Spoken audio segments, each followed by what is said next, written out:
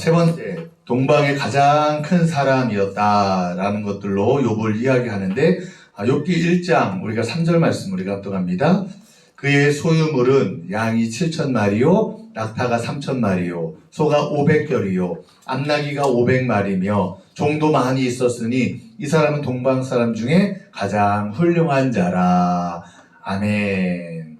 욥기 1장 3절의 말씀을 보면 욥이 얼마나 많은 소유를 가지고 있었고 또 얼마나 많은 재산을 가지고 있었는지를 이야기합니다. 그리고 그를 사람들도 다 인정하는 거예요. 훌륭한 자다라고 인정하는 거예요.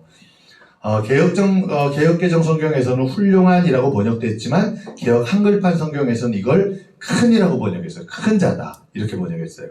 바로 히브리어인 가돌이라는 말로 부유하다는 의미를 갖고 있는 단어였는데 문자 그대로 욥은 대식구와 막대한 부를 소유한 에돔 지방에서는 아주 크고 위대한 인물로 기록되어 있어요. 라키어에 따르면 그는 거부였다는 점에서 큰 사람이기도 했지만 실상 일국의 군주나 왕의 복음가는 이방인 족장이라는 점에서 아주 크고 위대한 인물로 볼 수가 있어요.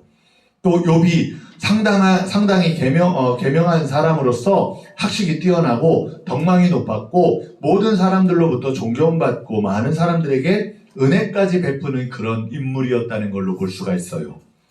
그의 책에서 보듯 그는 글을 썼고 돌에 조각을 새기고 채굴하고 야금술과 건축과 그리고 박물관, 천문학 등 과학 방면에서도 상당히 조예가 깊은 사람이었습니다. 라고 이렇게 욥에 대해서 그에 대한 이야기를 펼치고 있는 걸 보게 돼요. 욥의 위대함은 재물이 많고 학식이 덕망이 높았다는 데만 머물지 않고 어떤 경우에 시련에서도 그 믿음이 변치 않았다는 것이 그가 아주 훌륭한 인물이라는 걸 나타내요. 욥기를 읽으면서요, 힘들죠, 괴롭죠, 어렵죠. 근데 견뎌내는 거, 그가 지나가는 거, 그 일들을 우리가 보게 되잖아요. 세상의 대부분은 재물과 학식이 사람 마음을 오염시키고 교만하게 할 때가 많아요. 보세요.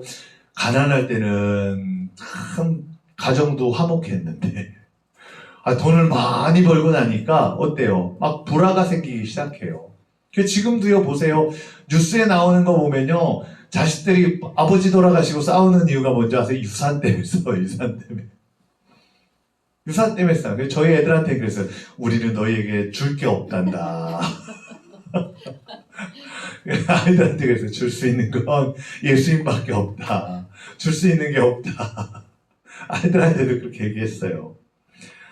오히려 소유가 많은 게요, 다툼의 원인이 될 때가 참 많아요. 세상에서는 거기에 자꾸만 집착을 하기 때문이에요. 거기다 보세요. 조금 배우면 어때요, 사람이. 무식할 때는 가만히 있던 사람이 조금 배우고 나면 뭔가 좀 알면요, 사사건건. 야, 그건 그게 아니라, 야, 이렇게 하는 거고, 이렇게 해야 돼. 근데 그 문제가 되는 건 자기가 아는 거에서만 그러면 되는데 어떤 줄 아세요? 나중에는 한술 더 떠요. 내 생각에는 이거는 맞고 이렇게 해야 되는 거야. 막 그래요. 그러면서 나중에는요, 교만하게 만드는 마음.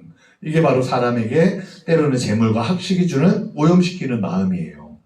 근데 아무리 재산이 많아도 욥은 그 재물이 그의 마음을 오염시키지 못했고 아무리 학식이 많아도 그를 자만하거나 완악하게 만들지 못했어요. 우리가 이런 사실을 욥기 23장 12절 말씀에 찾아볼 수 있어요. 합독합니다. 내가 그의 입술의 명령을 어기지 아니하고 정한 음식보다 그의 입의 말씀을 귀히 여겼도다. 아멘. 욥이 귀히 여긴 게 뭐라고요? 하나님의 말씀이라는 거예요. 말씀을 더 귀하게 여긴 거예요. 말씀을 붙들었던 욥에게는요, 그 어떤 것보다 하나님이 전부였어요. 그러니까 뭐라고 해요?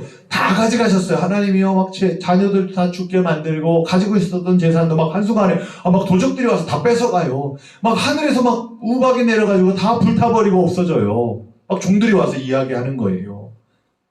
욥도요, 가슴이 찢어지는 것 같아요. 막 정말 그때 다 옷을 찢고요, 그런 비보를 들었을 때 그가 했던 일이 뭐냐? 하나님 앞에 엎드려 예배했어요. 여러분, 대부분은요, 그런 일들을 당하거나 그런 일들을 정말 겪게 되면 대부분 뭐라고 해요? 막 화를 내요.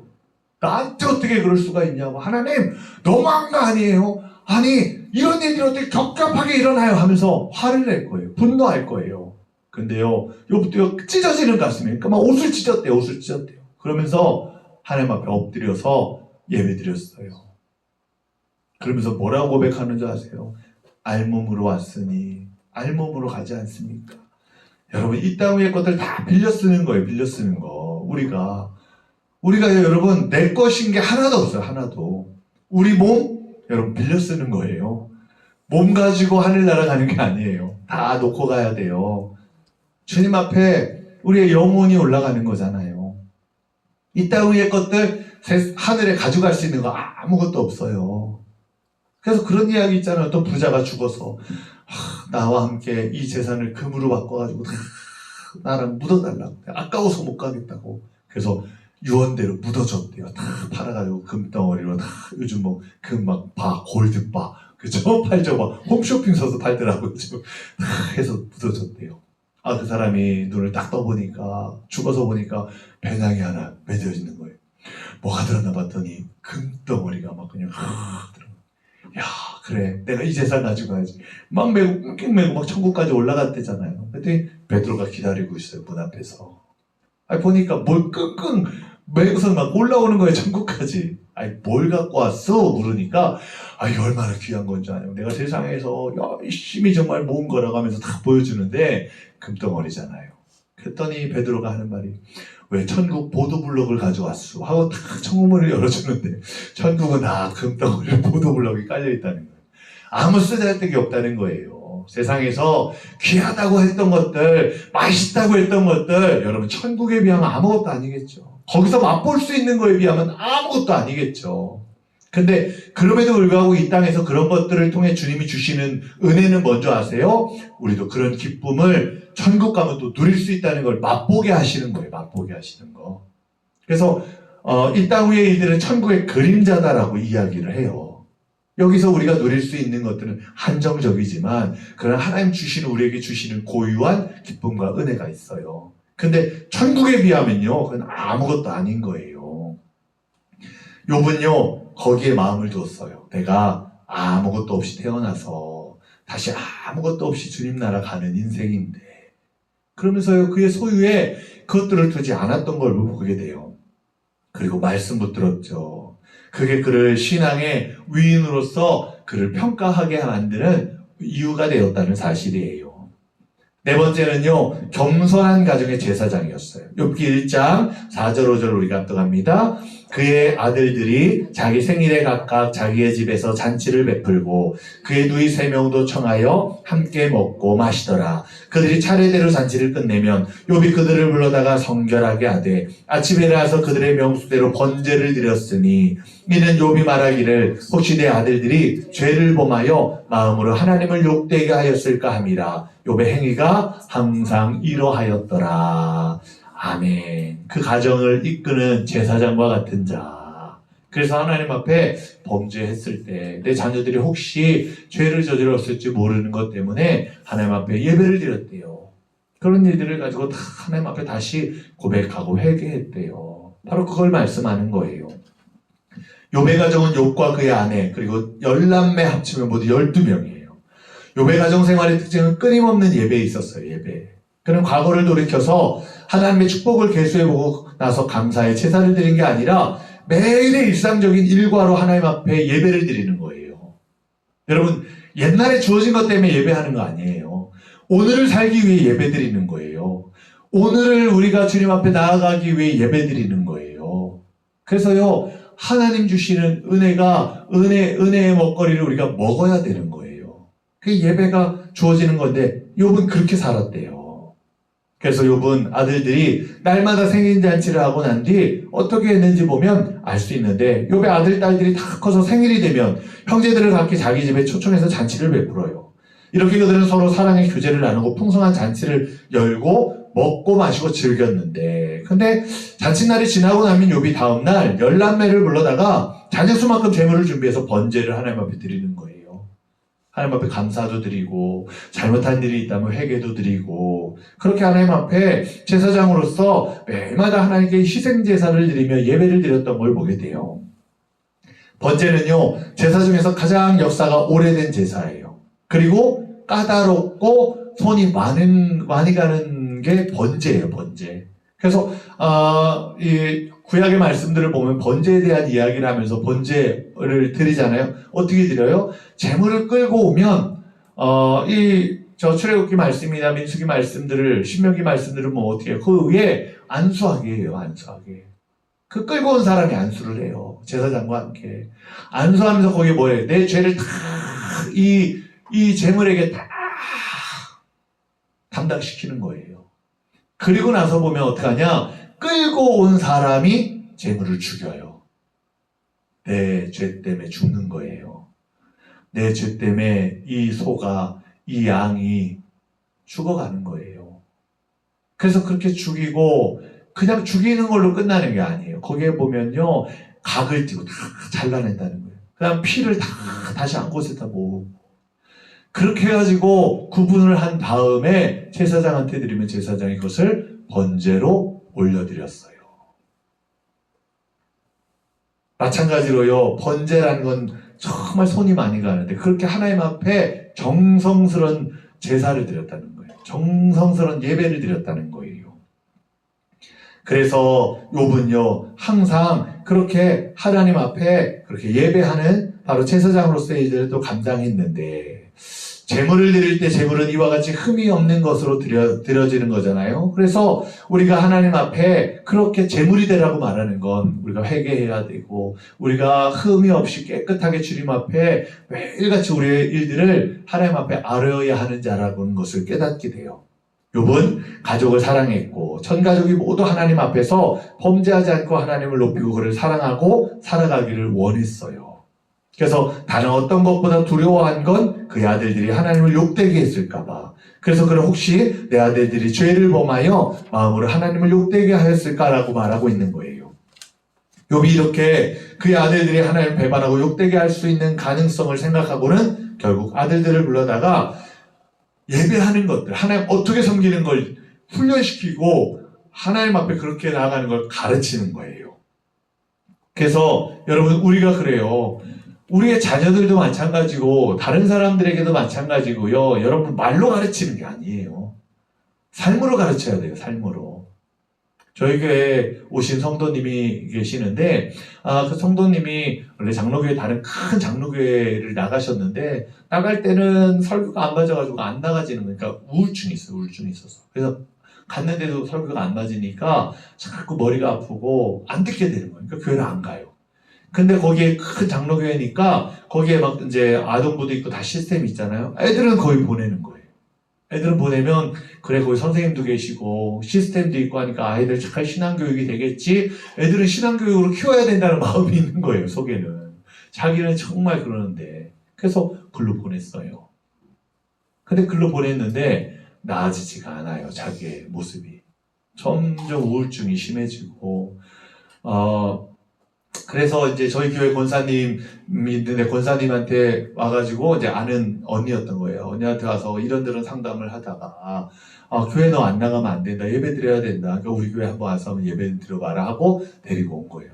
데리고 와서 저희 교회에서 예배를 드리고, 그런데 마음은 계속 그런 마음이에요. 저희 교회는 개척교회잖아요. 작은 교회잖아요. 지금 아동부 예배가 있지만 한 5명 이렇게 있거든요. 걔네들 데리고. 그러니까 보면은 시스템이 갖춰져 있는 교회도 아니잖아요. 근데 애들이 어리단 말이에요. 애들이 지금 유치원생 하나랑 그 다음에 이제 그보다 더 어린 애가 있어요. 그 두 애들이 있단 말이에요. 근데 거기에는 시스템이 있고 선생님도 있고 다 그러는 거예요. 그러니까 그런 마음들이 오는데 저한테 이제 상담을 하는 거예요. 그래서 그랬어요. 어머니한테, 그 성도님한테, 성도님이 제대로 하나님 앞에 신앙생활을 하지 않으면 아이들 암만 그래도 아이들한테 영향력이 미쳐지지 않아요. 성도님이 은혜 받아야 돼요. 하나님 앞에 말씀 듣고 그렇게 가야 돼요. 그래, 아이들 데리고 여기에 오는 거 어찌 보면 참 성도님 마음 불안할 수도 있어요. 근데 하나님 앞에 기도해 보세요. 그랬어요. 그러니까 데리고 오세요라고 하지 않았어요. 기도해 보세요. 하나님 앞에 기도해보고 그냥 아이들은 거기 놓고 성도님만 예배 드려야 돼서 오는 거라면 하나님 그렇게 말씀하시면 그렇게 하세요. 그리고 애들까지도 데려와야 되겠다는 마음이 드시면 그렇게 하세요. 하나님 앞에 기도해보세요. 저도 기도해볼게요 하고 말씀드렸어요. 이렇게 해라 저렇게 해라. 제가 보기에는 아이들과 함께 가족이 예배드리는 게 가장 좋은 부분이에요. 그렇게도 말씀을 드렸고요. 근데 그거는 성도님이 결정해야 할 거고 하나님 앞에 기도해야 될 겁니다 라고 말씀드렸어요. 그리고 같이 기도를 한 거예요. 그리고 나중에 오셔가지고 여기에서 이제 혼자만 먼저 와서 예배를 드리시는 거예요. 아이들 거기다 보내놓고 계속 와서 예배를 이제 한 달인가를 그렇게 드리시더라고요. 그러고선 한 12시쯤 이제 좀 넘으면 막 나가요. 애들 찾으러 이제 그 교회로. 그러다가 나중에는 데리고 오셨어요. 데리고 오셔서 그리고선 이제 저희 교회에서 신앙생활을 하는 거예요. 근데 아이들하고 같이 예배 드리러 와요. 수요일 날도 데리고 오고 금요 기도회 때도 데리고 오고 그렇게 해요. 근데 이제 이소하고 이빈이거든요. 딸 둘이 있는데 큰애는 유치원생이고 하나는 이제 영아 어린애예요. 더 이제 막 뭐 이렇게 막 사고뭉치 그런 애들 있죠. 애기. 근데 그 애가 엄마한테 그런데 엄마 교회를 예배당이라고 안 하고 예배자라고 한대요. 왜냐면 찬양을 우리 예배자 이렇게 부르잖아요. 예배자 언제가 이런다는 거예요. 애들이 오히려 교회에 언제 가냐고 막 묻는다는 거예요. 그리고 교회를 따라오는 거예요. 그러더니 한 번은 영상을 찍어서 보내셨어요. 교회 오는데 뭐라고 하냐면 이제 예배자가 아니라 꼬마 그 애기가 뭐라고 하냐면 저기는 교회고 나는 예배자야. 그랬대. 내가 예배자야. 그래서 찬송에서 그러잖아요. 나는 예배자입니다. 이 찬송을 듣고 그래 나는 예배자이구나. 내가 깨달았다는 거예요. 그러면서 저기가 교회고 나는 예배자야 그런대요. 그걸 찍어가지고 보내신 거예요. 그러면서 하나님 앞에 얼마나 감사한지 어떻게 아이가 이런 말들을 하고 1년 동안 장로교회 보냈을 때는 그런 말들도 없고 그랬는데 어떻게 아이가 이렇게 막 그렇게 얘기하고 하나님이 이런 변화를 주시는지 놀랍다는 거예요. 근데 그게 왜 그래요? 엄마를 통해 하나님 주셨기 때문이거든요. 흘러가기 때문이거든요. 그러니까요, 아이들은요, 그걸 받아서 가는 거예요. 마찬가지로 욥도요, 가르치는 거예요, 그거를. 제사장으로서요, 하나님 어떻게 섬기는지 자녀들에게요, 가르치는 거예요. 그래서 예배자가 되었고요, 하나님 앞에 그렇게 예배를 드렸고요, 그러는 거예요. 5번째 보면 욥은 인내의 사람이었어요. 야고보서 5장 11절 말씀을 보면 욥의 인내를 우리 믿는 사람들이 본받아야 할 모범으로 제시를 하지 않습니까? 욥의 인내를 들었고 보았고 그랬어요. 그의 인내는 단순히 당하고 참는 것이 아니라 참으며 꾸준히 하나님의 목적을 추구해 나가는 적극적인 덕목이었어요. 그러니까 욥의 인내가요 그냥 참고 가만히 있는 게 아니에요. 그 참음이 하나님 앞에 연락되는 거예요. 그러니까 나의 길을 주님이 아시나니라고 그는 고백하잖아요. 내가 정금과 같이, 정금이 뭐예요? 나를 걸러내는 작업이잖아요. 고난은요 나를 걸러내는 작업이에요. 나를 계속 단련시키는 작업이에요. 돌아보고 나면요 그런 것들이 나를 만들었을 때가 참 많아요. 그냥 막 살았던 나였는데 근데 그런 고난을 통해 깨닫게 되는 은혜가 얼마나 커요. 저도요 옛날에 제가 참 자만한 사람이었어요. 그래서 여동생들한테도 오빠 같은 남자만 만나라. 내가 최고 신랑감이다. 막 그랬어요. 여동생들한테. 근데 좀 시덥잖더라고요. 여동생들이 잘 안 받아들이더라고요. 근데 저는 그랬어요. 최고인 줄 알았어요. 나 같은 남자가 최고인 줄 알았어요. 근데 여러 가지 막 군대 가서도 그렇고 막 겪으면서 나란 사람이 얼마나 정말 이기적이고 나밖에 모르는 사람인지를 깨닫게 되는 거예요. 고통이 오니까, 고난이 오니까 내가 보이기 시작하는 거예요. 내가 이기적이어서 저지르는 막 일들이 보이기 시작하는 거예요. 그러고 나니까 여동생들한테 미안하더라고요. 가서 야 오빠 같은 남자 한번 만나지 마. 그랬어요 여동생들한테. 그때 여동생들이 오빠 우리는 벌써 알고 있었어. 그랬거든요. 여동생들이 그랬어요. 그래서 제가 결혼할 때도 여동생들이 그랬어요. 언니가 불쌍해. 우리 언니 오빠 같은 남자랑 결혼하고 불쌍해. 그랬어요. 하나님이요 근데요 다뤄가시는 일들 속에 만들어 가세요. 우리는 하나님 앞에 그래요. 고난이라는 게 나를 만들어 가시는 단련하시는 은혜가 될 때가 참 많거든요. 욥도 그랬어요. 욥의 인내가 그냥 견뎌라. 그냥 네가 그냥 가만히 있어라. 이게 아니에요. 단순히 참는 데 있는 게 아니라 꾸준히 하나님 목적을 추구해가고 바뀌어가는 역사가 있는 거예요. 그래서 고난을 통해 욥은 인내함으로 겸허하게 되었고 그의 지적인 교만이 무너지고 깨졌어요. 욥은 고난 중에 흔들리기는 했지만 결코 좌절하여 좌초당하지 않았어요. 여러분, 배는 흔들릴 수 있어요. 그렇죠?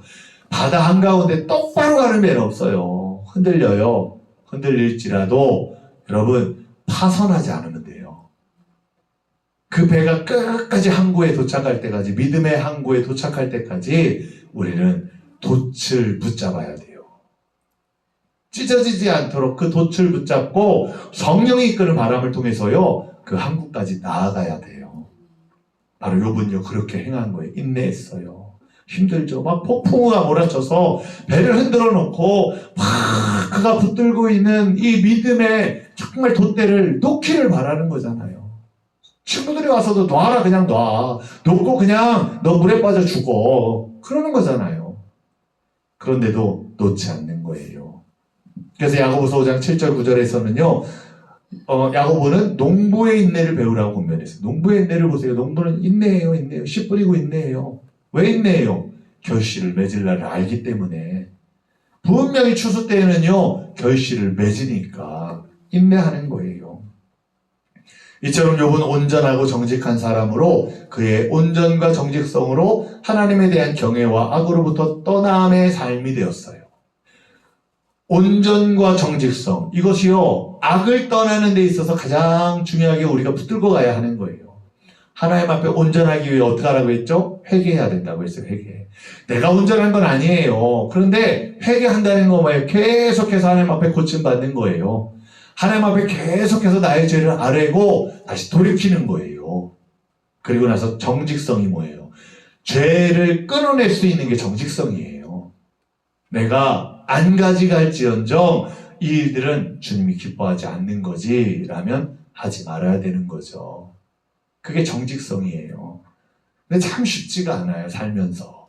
사람은 이기적으로 이익을 따라가려고 하고 나에게 좋은 것으로 먼저 가려고 하기 때문에. 근데 여러분, 하나님 앞에 우리가 하나님 기뻐하시는 일에 매달리시기를 축복합니다. 그래서 이런 의로운 위인이 고통을 당한다는 것이 몹시 불합리해 보여요. 아니 이렇게 살았던 사람인데, 아니 이렇게 인정받았던 사람인데, 아니 이렇게 어떻게 고난받을 수 있어? 실현당할 수 있어? 우리가 그래요. 그러나 욥은 하나님으로부터 더 좋은 축복을 받았고 행복한 결말을 맺었다는 걸 기억하시기를 바랍니다. 그래서 욥의 오래 참은 그 인내는 전능하시고 크시고 긍휼이 많으시고 선하신 하나님께서 자기의 곤경을 돌이켜 주실 것이라는 소망의 열매예요. 소망의 열매. 믿음의 열매예요. 그리고 견뎌냈을 때 주어지는 그 열매를 소유했어요. 그리고 소망은 믿음에서부터 생기고 믿음은 곧 소망을 낳고 소망은 곧 인내를 낳아요. 그가 받은 고통을 통한 하나님의 크신 은혜의 열매라는 걸 깨닫게 되는 거예요. 그럼 두 번째, 욥이 고통을 바라보는 눈이 어떻게 되었을까요? 욥을 고통이라는 걸 욥은 어떻게 바라보았을까? 첫 번째, 욥에게 닥친 고통은요, 불시에 닥친 거예요. 불시에 닥친 거. 욥기 1장 13절에서 15절 합독합니다. 하루는 욥의 자녀들이 그 마다들의 집에서 음식을 먹으며 포도주를 마실 때 사환이 욥에게 와서 아뢰되 소는 밭을 갈고 나귀는 그 곁에서 풀을 먹는데 스밧 사람이 갑자기 이르러 그것들을 빼앗고 칼로 종들을 죽였나이다. 나만 홀로 피하였으므로 주인께 아뢰어 왔나이다. 아멘. 욥의 재난은 불시에 일어났어요. 여러분, 불시에 일어난 재난은요, 당황하게 만들어요, 사람을. 때로는 하나님 고난을 알려주시기도 해요. 그래서 사도 바울을 보세요. 사도 바울이요, 로마에 너는 가야 한다. 로마까지 복음을 전해야 된다 말씀하면서 네가 그런데 로마로 갈 때 이런 고난이 있을 거야. 너 고통이 있을 거야. 잡히기도 할 거야. 매를 맞기도 할 거야. 알려주세요. 근데 사도 바울은요, 그럼에도 불구하고 내가 알려주신 것들을 알았다. 알았지만 가야 한다는 게 주님의 뜻이다. 그래서 그것을요, 감당해요. 그래서 믿음의 항해를 하거든요. 그래서 때로는 여러 가지 자기가 이 죄수의 몸으로 사도행전 말씀을 보면요, 사도행전 말씀 끝까지 따라가는 것들을 보면 막 여러 가지 일들이 일어나요. 막 죄수의 몸으로 배에 탔는데 막 유라굴로라는 폭풍이 와가지고 원래는 이 폭풍도 맞지 않아도 될 거예요. 바울이요, 지금은 가면 안 됩니다. 지금은 갈 때가 아닙니다. 근데 선장이 뭐래요? 야, 지금 괜찮아. 지금 가도 돼. 어디 죄수가 그런 말을 해? 하면서 그냥 끌고 간 거예요. 근데 유라굴로라는 막 폭풍이 와가지고 난리가 나니까 어떻게 돼요? 배가 파선이 되는 거예요. 그때 사람들이 죽었다, 다 죽었다 하는데 바울이 뭐라고 해요? 기도해 보는데 하나님이 죽지 않았다는 거죠. 그러니까 사람들에게 이야기해요. 우리는 죽지 않을 겁니다. 하나님이 죽음을 주시지 않았습니다. 그들에게 얘기해요. 놀라운 건요, 그들이 한 섬에 도착하게 되고 또 그것에서 여러 가지 일들이 일어나잖아요. 그 일들을 다 겪으면서도요, 바울은요 멈추지 않았어요. 그 섬에 도착했더니 섬에서요 막 바울이 행한 막 기적들을 보고요 막 신으로 추앙하는 거예요. 신으로. 그러면요, 우리 같으면 여기가 좋사오니 내가 누리고 살자오니 그러면서 아예 그냥 집 짓고 살 거예요. 근데 바울은 안 그래요. 가야 할 곳이 있어요. 그곳을 향해 가는 거예요. 다시 거기에 나와서 죄수가 되는 몸이잖아요. 근데 로마까지 가는 거예요. 그리고 사도행전 28장 말씀을 보면 뭐라고 끝내요? 그의 셋집에서 그에게 오는 모든 자에게 복음의 말씀을 전하더라 말씀하고 있어요. 때로는 알려주시는 고통도 있어요. 그러나 우리가 그 일들을 감당하고 날 때 이걸 잘 감당하고 사명을 끝까지 붙들라고 알려주시는 거예요. 근데 욥이 당한 고난은요, 알려주셔야 하는 고난이에요. 불시에 오는 고난이에요. 이게 참 어려워요. 불시에, 여러분 보세요. 불시에 온다는 건요, 점검 차원이 많아요. 점검 차원. 그쵸? 불시에 와가지고 뭐예요? 위생이 제대로 됐는지 점검해요. 불시에 와가지고 잘하고 있는지 점검해요. 불시 점검 속에 우리가 잘해야 돼요. 불시 점검 속에요, 그 일들을 잘 지나가야 돼요. 근데 많은 사람들이요, 불시 점검에 걸릴 때가 많아요. 왜냐? 안일해져 있거든요. 그냥 거기에 머물러 있거든요.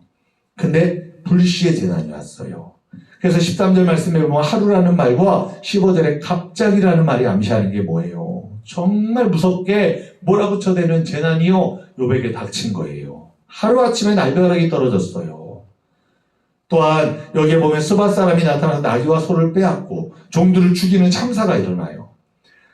정말 한순간에 가지고 있는 재산들이 다 빼앗겨 버렸어요. 거기다가 1차 시험에서 그렇게 다 빼앗았는데도 욥이 변화가 없으니까 어떡합니까? 이번에는 정말 사탄이 뭐라고 해요? 욥기 2장 4절 5절 합독합니다. 사탄이 여호와께 대답하여 이르되 가죽으로 가죽을 바꾸오니 사람이 그의 모든 소유물로 자기의 생명을 바꾸올지라 이제 주의 손을 펴서 그의 뼈와 살을 치소서 그리하시면 틀림없이 주를 향하여 욕하지 않겠나이까. 아멘. 가죽으로 가죽을 바꾸니 라는 말은 물물교환을 가리키는 거예요. 고대 관용적 표현이에요. 사람이 자기의 생명을 보존하기 위해서는 뭐 어떤 소유물도 아끼지 않지 않냐, 바꾸지 않지 않냐. 하나님께서는 사탄의 이런 제안을 듣고요, 욥의 신앙을 믿기 때문에 허락하신 거예요. 욥이 인정받는 자이기 때문에 허락하신 거예요. 근데 뭐라고 해요? 생명은 해하지 말라고 해요. 제한적인 허락을 해요. 2장 6절 합독합니다. 여호와께서 사탄에게 이르시되 내가 그를 내 손에 맡기노라. 다만 그의 생명은 해하지 말지니라. 아멘. 사탄이 맡은 권세는요, 제한적인 권한이에요. 권한. 이 땅에서 우리를 괴롭히는 권한도요, 제한적인 권한이에요. 제한적인 권한. 다 할 수 없어요. 때로는 사탄에게 그런 일들이 제한적으로 주어지기도 해요. 근데요, 주님 뭐라고 해서 생명에 대한 것들, 생명은 해하지 말지니라. 우리의 생명을 붙들고 계세요. 주님 앞에 그 생명을 고백하시기를 바라요. 이에 사탄이 하나님 앞을 물러나와 욥의 발바닥에서부터 정수리까지 종기가 나게 됐대요. 종기가. 이게 얼마나 끔찍한 줄 아세요? 종기가 나서요, 몸을 긁어대는데, 여기 보면 욥이 긁어대는데 욥기 2장 8절에 뭐라고 합니까? 욥이 제 가운데 앉아서 질그릇 조각을 가져다가 몸을 긁고 있더니. 아멘. 얼마나 간지러운지요. 손으로 안 돼요. 손으로. 그러니까 질그릇 조각이 뭐예요? 질그릇 조각 여러분 아시죠? 이 돌로 긁는 거예요. 돌로 긁으면요, 여러분 어떻게 될까요? 피가 나올 정도로 긁어요. 실제로 아토피 있는 사람들요, 가만히 있을 수가 없어요. 아토피가 있으면요, 계속 긁어요. 피가 나도 긁어요. 왠지 아세요? 아토피는요, 겉에서 간지러운 게 아니에요. 속에서 간지러운 거예요. 저도 그런 아토피 같은 것들이 있고, 그런 알레르기가 있거든요. 근데 그런 얘기를 해요. 병원에서 가면 의사가 하는 말이, 이 아토피가 무서운 게 뭐냐면, 겉에 간지러운 건 이렇게 겉에 이렇게 간지러운 건 긁으면 시원한데, 아토피나 이런 것들은 속에가 간지러운 거라, 긁어도 시원한 미친다는 거예요.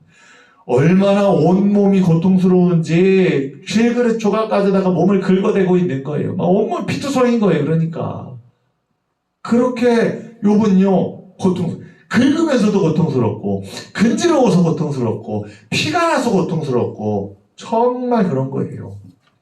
그래서 욥기 3장 24절에 보면 너무너무 고통스러워서 자기가 앓는 소리가 마치 물이 쏟아지는 것 같다고 표현했어요.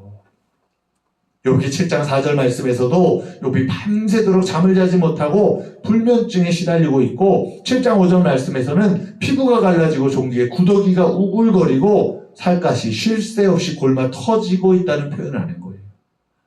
자기 살이 썩어 들어가는 걸 보는 거예요. 그게 얼마나 끔찍해요.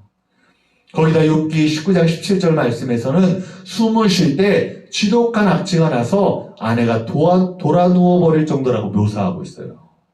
이 입에서 냄새나는 게 구취가 얼마나 사람에게 힘들게 해요. 그래서 입냄새가 이렇게 이를 안 닦아서가 아니라 이 속에서부터 입냄새가 나는 사람도 있어요. 근데 그런 사람들하고 이야기하려면요 곤욕이에요. 곤욕. 정말 이게 앞에서 이야기하는데 냄새라는 그 사람을 미치게 만들어. 아무도 가까이 하지 않게 되는 그런 일들이 일어나는 거예요. 그럴 정도로요 정말 욥은요 너무 힘들었어요. 19장 20절 말씀에서는 피부와 살이 뼈에 붙었다고 했어요. 30장 17절과 3절 말씀에서는 뼈를 쑤시는 듯한 통증이 한시도 멈추지 않았고 30장 30절 말씀에서는 몸이 검어지고 균열이 생겼다고 말하고 있어요. 그리고 욥기 7장 3절 말씀을 보면 여러 달이 지났는데도 그 증세가 전혀 호전되지 않았대요. 사람을 절망하게 하는 건요 낫지 않을 때요. 낫지 않을 때. 계속 그 병으로요 정말 고통당할 때. 그래서 혈류병 걸린 여인을 보세요. 혈류병 걸린 여인은요 고치려고 여기저기 다 다녀봤는데도요 고치지 못했어요. 오랜 시간 이 병 때문에 괴로워하고 있었어요. 대부분의 사람들은요 그러면요 절망해요. 그냥 거기서 끝나버려요. 욥도 마찬가지로 병이 호전되지 않아요. 고통이요 정말 너무나 심했어요. 그래서 고통이 얼마나 컸는지 일들을 보면 정말 여기 1장 20절에 보면 이 모든 걸 잃어버렸을 때 일이거든요. 아까 말씀드렸죠. 합독합니다. 욥이 일어나 겉옷을 찢고 머리털을 밀고 땅에 엎드려 예배하며 아멘. 뭐 했다고요? 예배드렸대요. 예배드렸대요. 그가요 그런 고통 중에도요 그런 어려움 중에도요 그런 괴로움 중에도요 예배드렸대요. 바로 그의 모습을 보게 되는 거예요. 벌떡 일어났다고 하는데요. 벌떡 일어났다는 경우는 결단을 표현한다든지 충격을 받았을 때 격렬한 감정을 표현하고 할 때 일어나는 일들을 말해요. 겉옷을 찢고 머리털을 밀고 비탄을 표현하잖아요. 비장한 각오를 표현하잖아요. 불시에 밀어닥친 재난은요 참을 수 없을 정도의 우리에게 고통을 줄 때가 많아요. 견디기 어려울 때가 많아요. 그래서 그런 일이 일어날 때 견뎌나갈 수 있는 예배하는 자가 되기를 축복합니다. 두 번째는 고통을 보는 눈은 어떤 눈일까? 첫 번째, 전통적으로 보는 눈은요 인과응보로 보는 고통이 많아요. 그래서 친구들이 와서 하는 말이 그거예요. 고통당하지 않냐? 너 이렇게 됐지 않냐? 그거 너 죄 때문에 그러지 않냐? 라고 하는 거예요. 야고보서 1장 15절에도 욕심이 잉태한 즉 죄를 낳고 죄가 장성한 즉 사망을 낳느니라. 아멘. 성경을 보면요 그걸 말씀해요. 욕심 즉 죄의 결과가 사망과 슬픔 곧 불행을 가져왔다는 걸 말씀해주고 있어요. 하와의 고통스럽고 수치스러운 삶이 하나님에 대한 죄의 결과 그리고 고통이라는 결과로 죄의 대가로 우리에게 나타나게 되었어요. 그래서 이것이 노아 시대 때는 죄가 너무 많아 물로 심판받는 일, 소돔과 고모라가 너무 썩어 불로 심판받는 일, 그렇게 일어나게 되었어요. 그래서 고통의 원인을 인간의 잘못과 죄악에서 찾으려고 하는 태도는 선지자들의 사상 속에도 깊이 배어져 있는 모습이에요. 그리고 그렇게 하나님이 일하시기도 하는 걸 깨닫게 돼요. 근데 모든 고통이요, 다 죄의 대가만은 아니라는 거예요.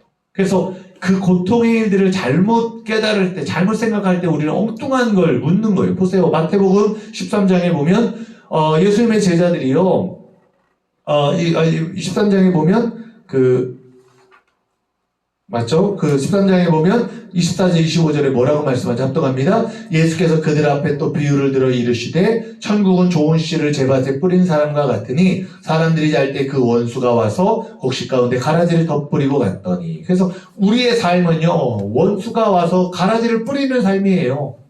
그러니까 이거 내가 정말 그런 일들 속에 자꾸 우리가 그 가라지 때문에 걸려 넘어질 때가 많아요. 좋은 씨도 다 뽑혀질 때가 많은 거예요.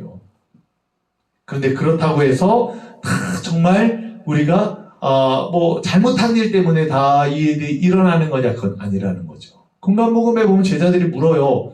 날 때부터 소경된 자를 딱 봤는데 뭐라고 묻죠? 저 사람이 소경된 게 누구 죄 때문이냐고 묻는 거예요. 저 사람 죄 때문입니까? 아니면 부모 죄 때문입니까? 날 때부터 못 봤어요. 근데 묻는 거예요. 얘가 뱃속에서 무슨 죄가 있어서 나왔습니까? 아니면 부모가 죄를 져서 이 애가 이렇게 된 겁니까? 묻는 거예요. 이게 전형적인 고통을 바라보고 죄로 바라보는 그 사람들의 사상이었어요. 물론 주님이요, 고난 주시고 고통 주실 때 우리의 죄 때문에도 그렇게 될 때가 있어요.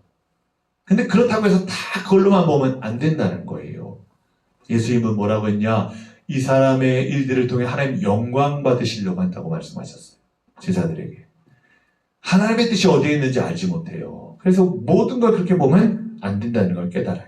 두 번째, 교육적으로 보는 눈이 있는데 실험과 시험으로 보는 고통인데, 시험이라는 말은 히브리어로 마사, 헬라어로 페이라스모스 또는 페이라조라고 하는데 그게 두 가지로 나눌 수 있어요. 하나는 긍정적인 의미로 영적인 선을 창조하기 위해 하나님으로부터 비롯되는 것, 이게 일들이고, 다른 하나는 부정적인 의미로 악을 저지르게 하는 사탄의 유혹. 그래서 템테이션과 우리가 시험이라는 말이 이렇게 유혹이라는 말과 우리의 일을 테스트라는 말로 두 가지로 볼 수가 있는 거예요.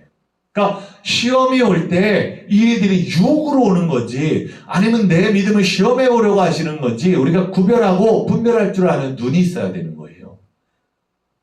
템테이션, 유혹으로 올 때요, 여러분 그것이 무섭게 다가올 때가 참 많아요. 이 일들이 그러나 테스트, 하나님이 우리를 달아보시기 위해 주시는 시험도 있다는 걸 깨달아야 되는 거예요. 그래서 긍정적인 의미 시험을 보면, 테스트로의 의미를 보면 첫째 교육을 위해서. 베드로전서 1장 6절 7절 우리가 합독합니다. 그러므로 너희가 이제 여러 가지 시험으로 말미암아 잠깐 근심하게 되지 않을 수 없으나 오히려 크게 기뻐하는도다. 너희 믿음의 확실함은 물론 연단하여도 없어질 금보다 더 귀하여 예수 그리스도께서 나타나실 때 칭찬과 영광과 존귀를 얻게 할 것이니라. 아멘. 그래서 우리에게 연단이라는 걸로 오는 시험이잖아요. 연단이 뭐예요? 우리를 더 강하게 하시는 거. 우리를 더 주님 앞에 정말 그 일들 속에 일들을 끌고 가게 하시는 거. 그래서 이 시험으로 말미암아 잠깐 근심하게 됐대요. 그래서 주님으로 인하여 주시는 근심은 잠깐의 근심이에요. 두 번째는 뭐예요? 사랑하시기 때문에 주시는 시험이 있어요. 히브리서 12장 말씀 합독합니다. 주께서 그 사랑하시는 자를 징계하시고 그가 받아들이시는 아들마다 채찍질하심이라 하였으니 너희가 찾으면 징계를 받기 위함이라. 하나님의 아들과 같이 너희를 대우하시나니 어찌 아버지가 징계하지 않는 아들이 있으리요. 아멘. 내 아들이니까 때리는 거예요. 내 자식이니까 때리는 거예요. 남의 자식 잘못하는 거요, 내가 부모가 아니니까 함부로 할 수가 없어요. 데려다 놓고 때리면요, 오히려요, 왜 내 새끼 때리냐고 그래요, 와서. 함부로 할 수 없어요. 내 자식이니까 때리는 거예요. 근데 내 자식인데 때린데 왜 때려요? 잘못한 것들을 가르치기 위해 때리는 거예요. 저 많이 맞았다고 했잖아요. 밤에 자다가 일어나 보면 어머니가 울고 계세요. 왜 우나 봤더니 바세린을 제 그 종아리를 발라주면서 다 먹는 거, 때린 거 발라주면서 우시더라고요. 근데 부모가 돼 보니까 알겠는 거예요. 혼내놓고 나서도 마음이 좋지 않아요. 막 그렇게 아이한테 해놓고 나서도요, 그게 막 시원하고 막 그러지 않아요. 오히려 마음이요, 찝찝하고, 아유, 내가 이렇게까지 화낼 일이었나라는 후회가 들 때도 있어요. 아마 어머니가 그랬던 것 같아요. 혼내는 거, 잘못한 거 가르쳐야 돼서 혼을 내셨지만, 그런데 그렇게 혼내고 나서도요, 내가 이만큼 때리는 게 맞았나 라는 마음이 또 드셔서 그 바세린을 발라주면서 우셨던 것 같아요. 마찬가지로요, 우리가요, 정말 사랑하시기 때문에 징계하세요. 잘못되는 것들을 우리가 바라지 않기 때문에, 자녀이기 때문에 주님은요, 때로는요, 잘못한 걸 가르치시는 거예요. 세 번째는요, 성숙과 지혜를 위해서예요. 히브리서 5장 말씀인데 압독합니다. 그가 아들이시면서도 받으신 고난으로 순종함을 배워서 온전하게 되셨은즉 자기에게 순종하는 모든 자에게 영원한 구원의 근원이 되시고 하나님께 멜기세덱의 반차를 따른 대제사장이라 칭하심을 받으셨느니라. 아멘. 하나님의 아들이시면서도 받으신 고난이 정말 순종함을 배워 온전하게 하셨다고 해요. 우리도 마찬가지예요. 성숙과 지혜를, 우리가 아픈 만큼 성숙해진다고 하잖아요. 애기들도 보면요, 그냥 막 감기 심하게 걸리고 나면 더 컸어요, 애들이. 말하는 것도 크고, 행동하는 것도 크고, 그래요, 보면. 때로는 고통과 고난이 우리를 더 키워가게 하시는 은혜가 돼요. 네 번째, 장차 줄 영광을 위해서라고 말씀해요. 로마서 5장 15절인데 압독합니다. 그러나 이 은사는 그 범죄와 같지 아니하니 곧 한 사람의 범죄를 인하여 많은 사람이 죽었은즉 더욱 하나님의 은혜와 또한 한 사람 예수 그리스도의 은혜로 말미암은 선물은 많은 사람에게 넘쳤느니라. 아멘. 주님은요, 주의 고난에 함께 참여하래요. 남은 고난이 있다고도 말씀하시기도 했어요. 우리가 주님의 일들을 행할 일들 분명히 있어요. 그건요, 때로는 고난이기도 해요. 그러나 그 일에 참여하고 나아갈 때 장차 우리에게 주실 하나님의 유업, 하나님의 자녀가 받을 그 큰 영광, 얼마나 우리에게 가득한지를 가르쳐 주세요. 그래서 야고보서 말씀에도 뭐라고 했죠? 시험을 참는 자는 복이 있나니 이는 시련을 견디고 낸 자가 주께서 자기를 사랑하는 자들에게 약속하신 생명의 면류관을 얻을 것이기 때문이라. 아멘. 생명의 면류관. 하나님 앞에 다 받으시는 자가 되기를 축복합니다. 그래서 욥기는요, 그 말씀을 통해 뭐라고 고백하냐? 욥기 23장 10절. 그러나 내가 가는 길을 그가 아시나니 그가 나를 단련하신 후에는 내가 순금같이 되어 나오리라. 아멘. 여러분, 우리가 고난을 바라보는 눈이 어떤 눈으로 가야 할지를 돌아보시기를 바랍니다. 주님은요, 오늘 우리를 키워가시기 위해 또 우리에게 그 일들을 통해 주님의 길을 걸어가게 하시기 위해 오늘도 고난이라는 방법을 사용하시기도 해요. 그러나 그 일들 속에 욥과 같은 고백을 다시 한번 드리시기를 바랍니다. 우리 23절 10절 다시 한번 합독합니다. 그러나 내가 가는 길을 그가 아시나니 그가 나를 단련하신 후에는 내가 순금같이 되어 나오리라. 아멘. 순금같이 되세요. 온전함으로 주님 앞에, 정직함으로 주님 앞에 욥과 같이 그 길을 걸어가는 저와 여러분 되기를 축원합니다. 세 번째는 그리스도론적으로 보는 눈이에요. 고난의 종으로 받는 고통이 있어요. 주님의 길을 갈 때, 주님의 일들을 감당할 때 때로는 주님이 맡겨주시는 것들 속에 우리가 고난받는 것들을 보게 돼요. 그리스도는 하나님의 아들이시기 때문에 아무런 죄가 없으셨어요. 그러나 인간의 죄를 대신 짊어지시고 십자가에 달려 돌아가셨죠. 그리스도가 당한 고난은요, 대속적인 고난이에요. 바울이 당한 고난은 그의 죄값이 아니라 예수를 위한 핍박이고 매고 굶음이고 옥에갇힘이었어요. 그래서 고린도후서 말씀에 11장에 뭐라고 하죠? 합독합니다.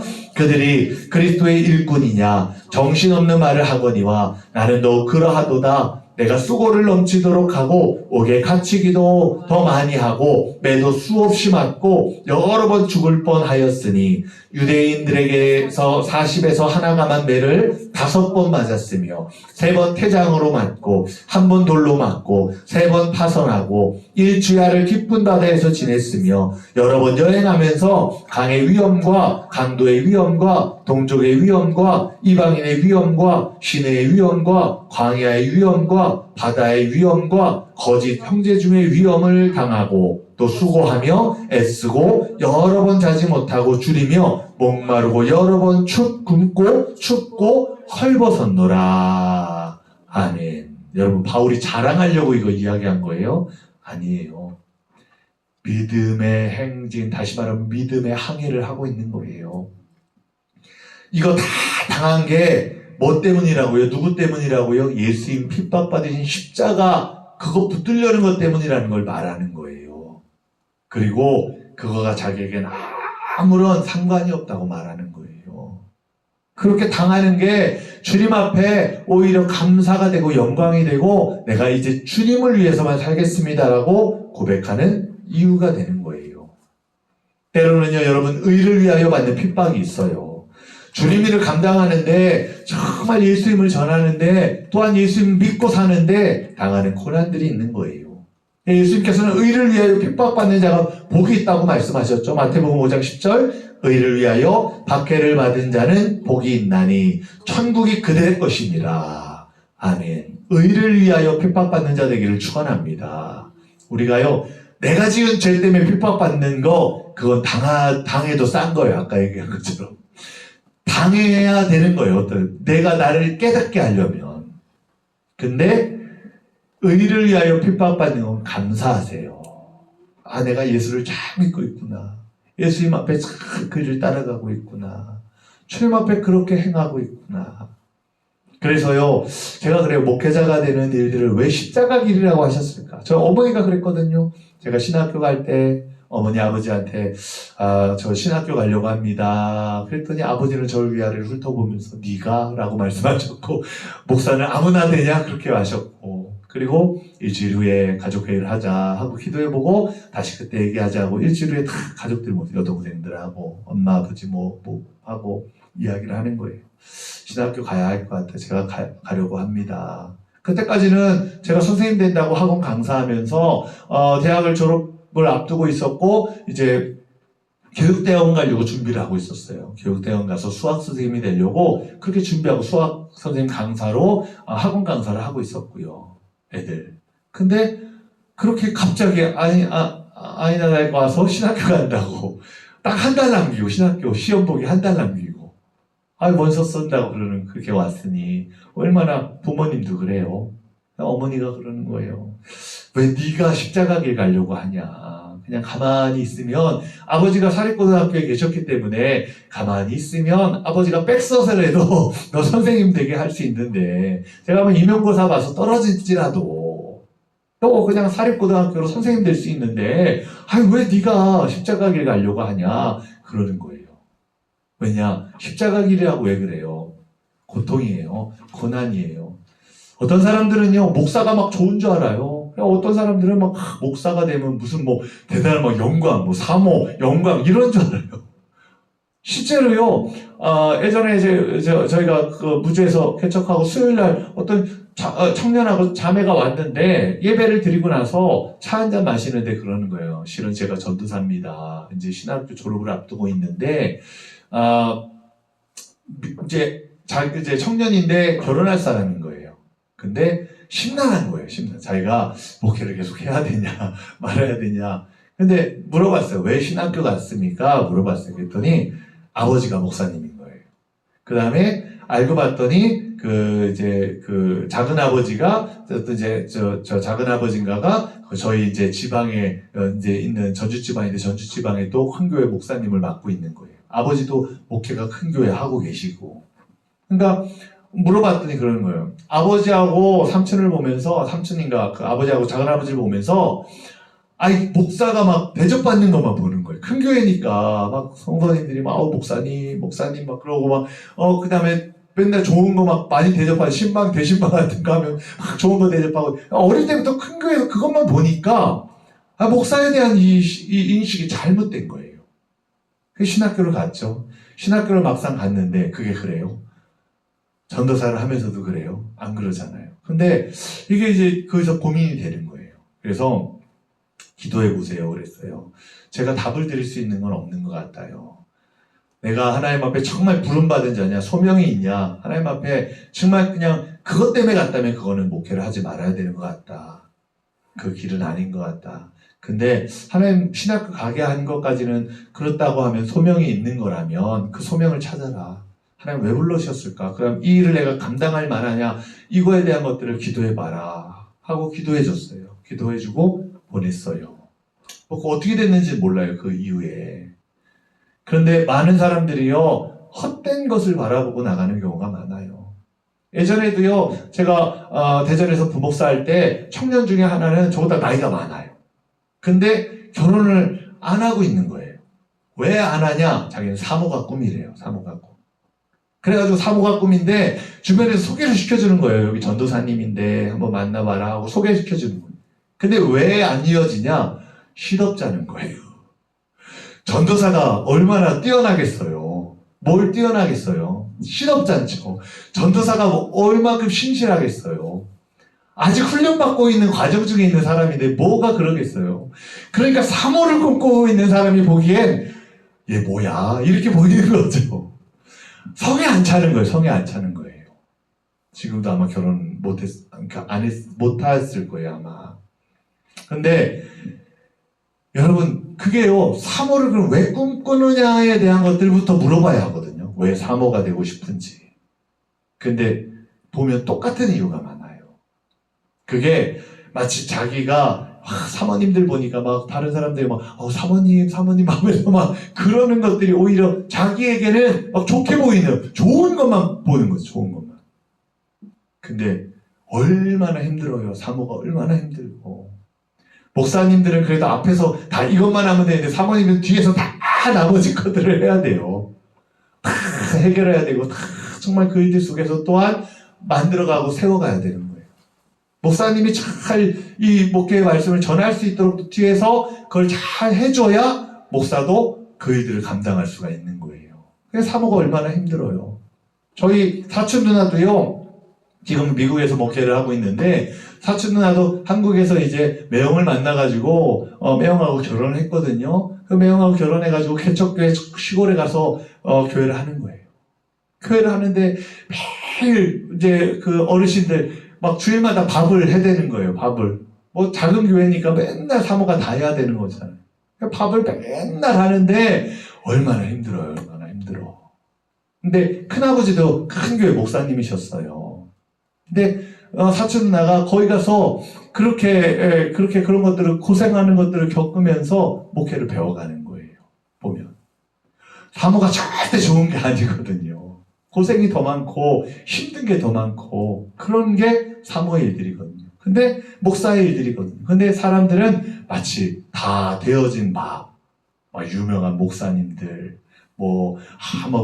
유명한 목사는 사례비를 얼마를 받는다나 막 이렇게 얘기하면 그분이 거기까지 가기까지는 거기서부터 걸어갔다 하나님 세우신 것까지 길들이 있겠죠. 근데 이것만 보고 막 어쩌니 저쩌니 이런 이야기를 해요.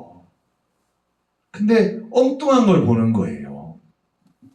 근데 우리가 바라봐야 할 건 주님이 그 길 속에서 정말 고난의 길일지라도 고통의 길일지라도 붙들고 가는 바로 당신의 종 삼아 나아가는 모습이에요. 그래서 여러분 고난이라는 것에 감사하고 하나님 그것들을 통해 만들어 가심에 감사하시기를 바랍니다. 예수님도 마찬가지로 고난의 종으로 오셨잖아요. 이 땅에 영광 받으러 오신 게 아니에요. 인자가 온 것은 섬기러 왔다라고 분명히 말씀하셨어요. 섬김 받으러 온 게 아니다라고 하셨어요. 섬기러 오셨대요. 섬기러. 그래서요 우리가 정말 겸손해야 돼요. 하나님 앞에 겸손해야 돼요. 특히 하나님의 일들을 감당하는 사람은 겸손해야 돼요. 겸손할 때 하나님 일하세요. 그래서 저도 보니까요 정말 저도 감리교 안에서도 목사님들을 보면 잘나신 분들 많아요. 근데 나 잘났다고 하는 분들 중에 실수 안 하는 분 없어요. 근데 오히려 정말 아유 나는 못났다고, 나는 할 줄 아는 게 없다고, 목사님 도와주셔야 된다고, 그냥 목사님 도와주시지 않으면 나 감당 못한다고 이랬던 제가 감독이셨던 목사님이 기억이 나거든요. 그분은 항상 설교를 한 번 하면 나는 신학교 꽁지로 들어간 사람입니다 그래요. 시험을 봤는데 불합격이 왔대요. 불합격이. 그런데 입학하는 날 한 명이 고만둬가지고 꽁지를 들었대요. 꽁지를. 등록하세요 연락이 왔대요. 그래서 감리교 신학교를 꽁지로 들어갔대요. 그리고 나올 때도 뭐 좋은 성적이 아니로 졸업을 했대요. 본인 말로는. 근데 하나님 앞에 목사로서 그 일을 감당하면서 하나님 감독이 되게 하신 거예요. 서울연에 굉장히 크거든요. 감독이 되게 했어요. 근데 감독이 되게 해서 그 감독님이 항상 하셨던 건 다른 목사님들한테 가서 목사님 아유 저는요 능력도 없는 사람이에요. 목사님 도와주셔야지 제가 일을 감당해요 하면서 목사님들한테 그러는 거예요. 그러니까 오히려 그 감독님이셨을 때요 큰 교회 다른 목사님들이 막 같이 너도 나도 막 그 일을 감당해서 같이 도와서 아주 풍족한 그런 연애를 꾸려나가는 거예요. 근데요 막 큰 교회 막 잘났다는 목사님이 딱 감독 되면 어떤 줄 아세요? 어이구 그래 잘하는 한번 보자. 큰 교회 목사가 목사를 대적할 때가 더 많아요. 남의 교회 부흥한다면 왜 이렇게 배가 아픈지 사람들이 목사가 그럴 때가 더 많아요. 그래 한번 잘하나 보자 막 그래요. 오히려. 근데 그거 하나님 기뻐하시겠어요? 저는요 하나님 앞에 하나님 나라가 잘 되는 게 은혜가 되고 기쁨이 되지. 그래서 우리가 인간적인 마음은 마음 아프죠. 인간적인 마음은 내가 무능한 것 같이 보이죠. 그러나 하나님 앞에 쓰임받는 게 더 중요하잖아요. 하나님이 오실 때 잘 되는 것이 기쁜 거잖아요. 그런 마음 가졌던 사람이 하나님 앞에 큰 은혜로 쓰임받았던 걸 보게 돼요.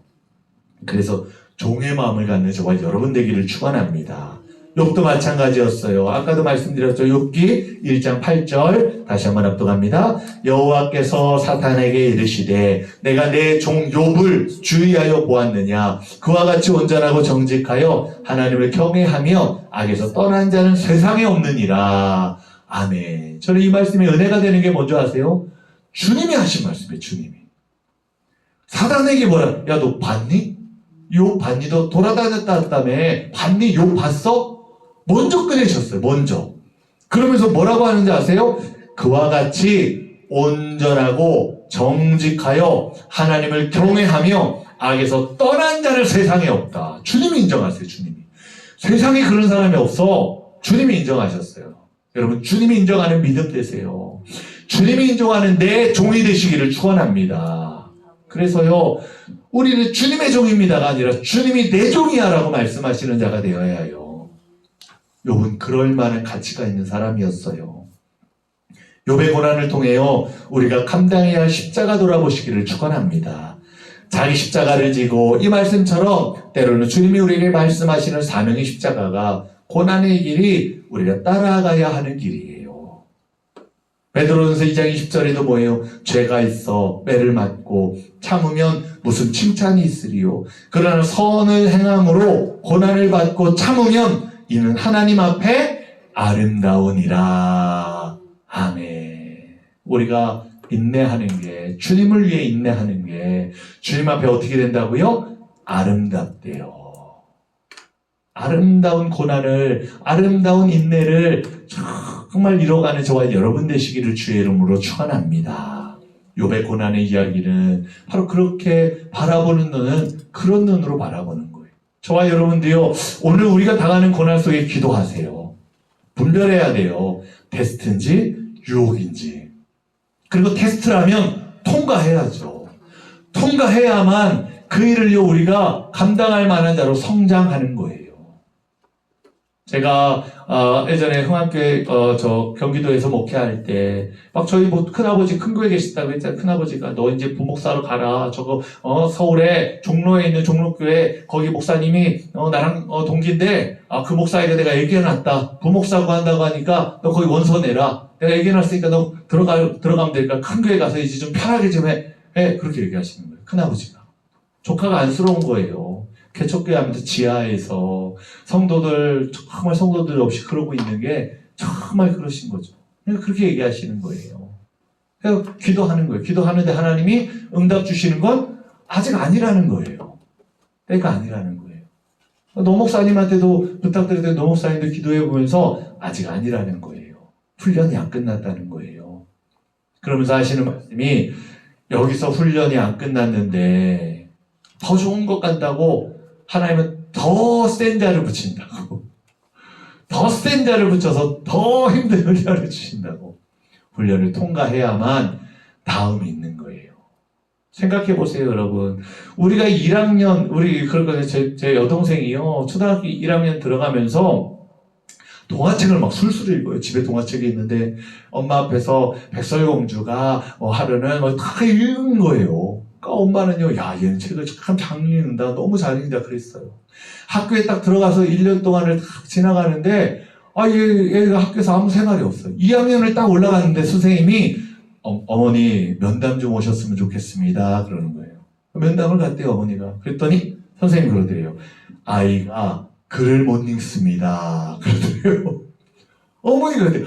무슨 소리 하시는 거예요? 얘 집에서 맨날 동화책 읽고요. 학교에서도요, 책 읽는 거 다 한 번도 그런 적이 없는데요. 그랬더니, 근데요, 얘가 제 글을 못 읽어요. 어머니가 충격받았대요. 알고 봤더니 막내 여동생, 둘째 여동생이거든요. 책을 어떻게 읽냐면 읽어주잖아요. 어릴 때는 아빠가 읽어주고 언니가 읽어주면요 듣고 외워버리는 거예요. 그리고 그 책을 보고 머리가 저희 집에서 IQ가 제일 높아요. 막내 동생이 IQ 검사했더니 다 외워버리고 그거를 술술술술 읽는 것처럼 동화책을 보고 읽는 거예요. 학교 가서 왜 1학년 때 안 걸렸냐? 친구들도 이제 일어나서 읽어봅시다 하잖아요. 읽는 거 듣고 다 외워버리는 거예요.